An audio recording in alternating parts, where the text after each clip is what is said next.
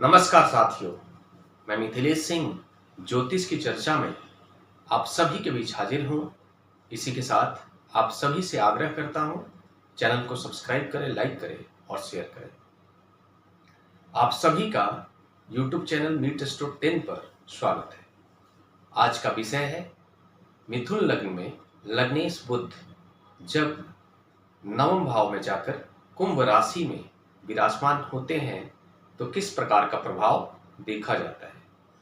इस संयोग के साथ में जातक को किस प्रकार का प्रभाव अपने जीवन में देखने को मिलता है, इस विषय को समझने का प्रयास करेंगे। आप सभी के सामने ये मिथुन लग्न का चार्ट है। पहले भाव में 3 नंबर लिखा हुआ है। आप सभी जानते हैं 3 नंबर राशि मिथुन राशि होती है, जिसके स्वामी ग्रह बुध होते हैं। बुध 2 राशियों के स्वामी ग्रह होते हैं। मिथुन राशि एवं कन्या राशि दोनों राशियों के स्वामी ग्रह बुध होते हैं। मिथुन लग्न के चार्ट में बुध की भूमिका लग्नेश की होती है और साथ में चतुर्थेश की होती है। चतुर्थ भाव में 6 नंबर राशि कन्या राशि बन रही है, इसलिए बुध लग्नेश भी है और चतुर्थेश भी है। लग्नेश बुध एवं चतुर्थेश बुध नवम भाव में जाकर कुंभ राशि में विराजमान हो रहे हैं। लग्न भाव से लग्नेश अपने से नवम भाव में एवं चतुर्थेश अपने से पहला, दूसरा, तीसरा, चौथा, पांचवा एवं छठा अपने से छठे भाव में जाकर चतुर्थेश नवम भाव में लग्न चार्ट के अकॉर्डिंग कुंभ राशि में विराजमान हो रहे हैं। इस संयोग के साथ में बुध का किस प्रकार का प्रभाव होगा, इसको समझते हैं।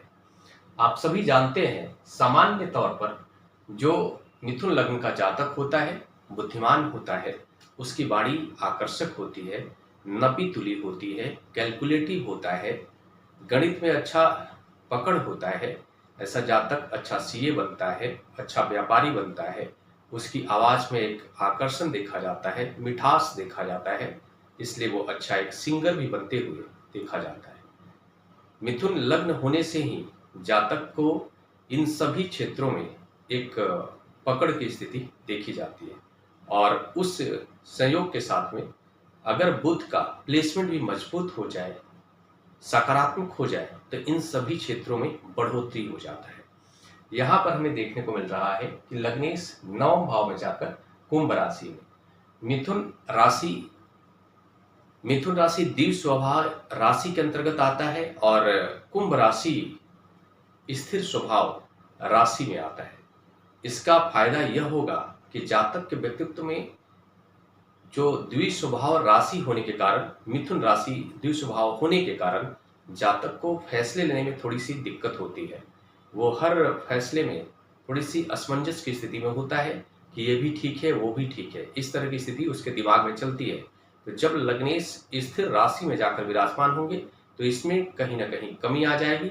जातक बहुत ही अच्छे से यह समझ पाएगा कि कौन सा फैसला उसके लिए उचित रहेगा।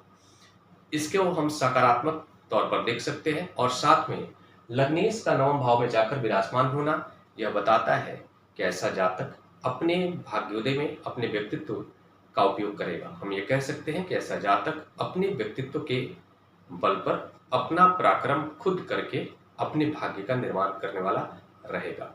साथ में यहाँ पर लग्नेश का संबंध नवम भाव में कुंभ राशि से हो रहा है, जिसके स्वामी ग्रह शनि होते हैं। शनि के साथ में बुध का संबंध होना और भाग्य शनि है, इस बात से हमें पता चलता है कि जातक के भाग्योदय में कहीं ना कहीं शनि के क्षेत्र हावी हो सकते हैं। शनि के क्षेत्र में जातक भाग्योदय कर सकता है। और एक बात और होगी कि यहाँ पर शनि भाग्येश है, इसलिए जातक के भाग्योदय में थोड़ी सी देरी की स्थिति देखी जा सकती है और शनि जातक को थोड़ा सा रगड़ने का प्रयास कर सकते हैं। मतलब जो भी वो बनना चाहता है उसके लिए जातक को संघर्ष करवाएंगे। संघर्ष कराना उनका सिर्फ यह उद्देश्य होगा शनि का कि वो चाहेंगे कि जो भी आप बनना चाहते हैं उसके काबिल बन जाइए। इसलिए जातक के व्यक्तित्व को रगड़ कर, प्रकाशित कर, फिर उसे उसकी सफलता को दिलवाएंगे, ये भी कह सकते हैं। ऐसा जातक थोड़ा सा यह कह सकते हैं कि उसके व्यक्तित्व में मिथुन जो लग्न का जातक होता है थोड़ी सी स्वार्थी प्रवृत्ति की स्थिति देखी जाती है, उसमें कमी आ जाएगी। शनि के साथ संबंध होने से व्यक्तित्व में थोड़ी सी ऑनेस्टी की मात्रा बढ़ जाएगी। ऐसा जातक बहुत ही स्पष्टवादी हो जाएगा और साथ में ऐसा जातक जब भी समाज में कुछ गलत होगा वो निडर होकर और अपना पक्ष रखने वाला होगा, यह भी कह सकते हैं। साथ में ऐसा जातक शनि से संबंधित जो क्षेत्र है उस क्षेत्र में व्यापार कर सकता है, उस क्षेत्र में कार्य कर सकता है। उद्योग शनि से जुड़ा हुआ जो क्षेत्र है, लोहा, माइंस, पेट्रोलियम, कोयला, इन सभी क्षेत्रों में जुड़ करके जातक अपना भाग्योदय कर सकता है। हो सकता है कि इसी क्षेत्र में जातक व्यापार भी करे, ऐसी स्थिति भी देखी जा सकती है। साथ में एक और स्थिति हमें देखने को मिल रहा है कि यहाँ पर बुध जब विराजमान होंगे तो यहाँ से उनकी जो दृष्टि होगी पराक्रम भाव पर, जहाँ पर 5 नंबर लिखा हुआ है। 5 नंबर राशि सिंह राशि होती है और सिंह राशि के स्वामी ग्रह सूर्य है। सूर्य के साथ भी बुध का संबंध हो रहा है और इसके फलस्वरूप यह एक इनडायरेक्टली बुधादित्य योग का भी निर्माण कर रहा है। इसके परिणाम में जातक के व्यक्तित्व में बुद्धि की मात्रा बढ़ जाएगी, कैलकुलेशन की मात्रा बढ़ जाएगी, सरकार से सपोर्ट की स्थिति बढ़ जाएगी, यह भी कह सकते हैं।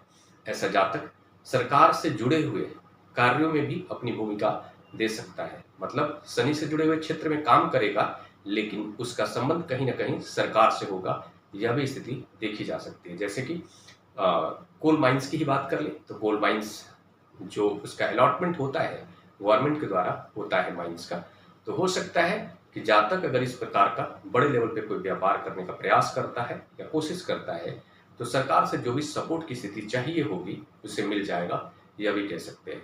जातक सरकार से संबंधित क्षेत्रों में भी अपना पराक्रम करने वाला हो सकता है, सरकार से फायदा लेने वाला हो सकता है ऐसी स्थिति में।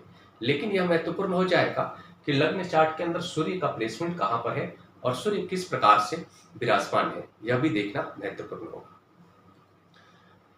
यहां से हमें देखने को मिल रहा है चतुर्थ भाव, चतुर्थेश होकर बुध अपने से छठे भाव में जाकर नवम भाव में विराजमान हो रहे हैं। चतुर्थेश का संबंध अपने से छठे भाव से होना, एक प्रकार से हम ये कह सकते हैं कि जातक को छठे भाव से संबंधित जो क्षेत्र है वो उसके लिए सकारात्मक हो सकते हैं, यह भी कह सकते हैं। ऐसा जातक उसी क्षेत्र में कार्य करने वाला हो सकता है, जन सेवा से जुड़ के कार्य करने वाला हो सकता है, कोर्ट कचहरी से संबंधित कार्य करने वाला हो सकता है। और साथ में यह भी कह सकते हैं कि ऐसे जातक को थोड़ा सा कर्ज लेना भी पड़ सकता है, यह भी कह सकते हैं। ऐसा जातक जो है कि अपने सुखों को बढ़ाने के लिए, अपना प्रभाव दिखाने के लिए भी कर्ज लेने वाला हो सकता है, यह भी कहा जा सकता है। लेकिन यहाँ पर एक और बात है कि जैसे चतुर्थेश अपने से छठे भाव में जाकर विराजमान हो रहे, तो जो लग्न चार्ट में छठा भाव का जो फल होता है, जो क्षेत्र होते हैं, उस तरह की उसके प्रभाव और मतलब हम ये कह सकते हैं कि ऐसे कंडीशन में जातक अपने व्यक्तित्व के कारण कहीं ना कहीं छठे भाव से संबंधित क्षेत्रों में जुड़ सकता है, वाद विवाद की स्थिति बन सकती है, हॉस्पिटल से जुड़े हुए कार्यों से जुड़ के कार्य कर सकता है, जनसेवा से जुड़े हुए क्षेत्रों में कार्य कर सकता है, वाद विवाद की स्थिति भी देखी जा सकती है। जातक को थोड़ा सा सावधान रहना चाहिए। और एक और बात है कि जातक को स्किन से संबंधित जो समस्याएं होती है उसको लेकर के सावधान रहना चाहिए। ऐसे स्थिति में बुध का संबंध छठे भाव से भी इनडायरेक्टली हो रहा है, इसलिए जातक को इस बात का ख्याल रखना चाहिए। जो भी प्रभाव बताया गया है ये सामान्य प्रभाव है, इन सभी प्रभाव में कमी और बढ़ोतरी दोनों देखा जा सकता है। साथ में यह देखना होगा कि बाकी सभी ग्रहों का प्लेसमेंट किस प्रकार का है, लग्न चार्ट में किस भाव के स्वामी ग्रह के साथ विराजमान है, किस भाव के स्वामी ग्रह से दृष्ट हो रहे हैं, किस भाव के स्वामी ग्रह के साथ युति में है, कितने डिग्री पर है और किस नक्षत्र में, सब कुछ देखना महत्वपूर्ण होगा। इसी के साथ अगले विषय पर चर्चा के लिए आप सभी के बीच मिलूंगा। तब तक के लिए मेरा नमस्कार।